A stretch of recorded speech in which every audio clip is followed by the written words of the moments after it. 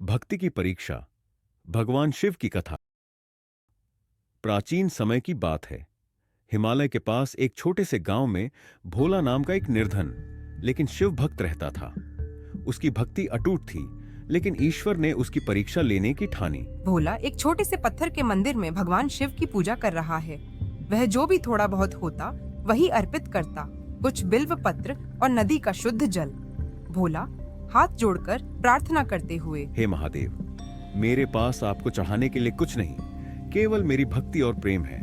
मुझे हमेशा धर्म के मार्ग पर चलने का आशीर्वाद दें। अचानक आकाश में काले बादल छा जाते हैं, बिजली चमकने लगती है और एक गूंजती हुई आवाज सुनाई देती है, रहस्यमयी आवाज।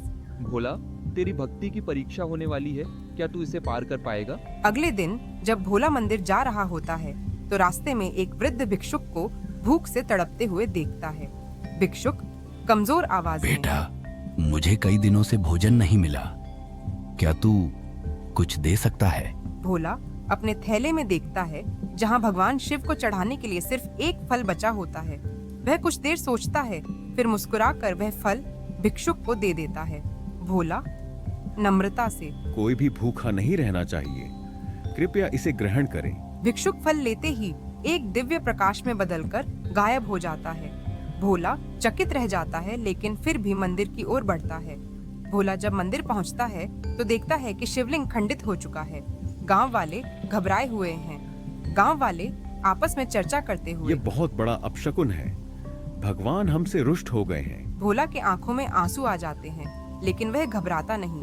वह शिवलिंग के टुकड़ों को प्रेम से समेटता है और उन्हें फिर से जोड़ने का प्रयास करता है। भोला रोते हुए, हे महादेव, यदि यह मेरी परीक्षा है तो मैं फिर भी आपकी पूजा करूंगा। चाहे शिवलिंग टूट जाए, लेकिन मेरी भक्ति कभी नहीं टूटेगी।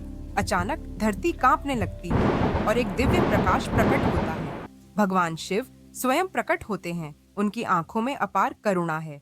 शिव मुस्कुराते हुए, भोला, तूने अपनी भक्ति सिद्ध कर दी। तूने अपना अर्पण निस्वार्थ भाव से दिया और अपनी आस्था अडिग रखी। मैं तुझे आशीर्वाद देता हूँ।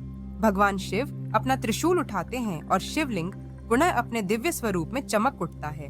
गांव वाले श्रद्धा से झुक जाते हैं। भोला भगवान शिव के चरणों में गिर जाता है।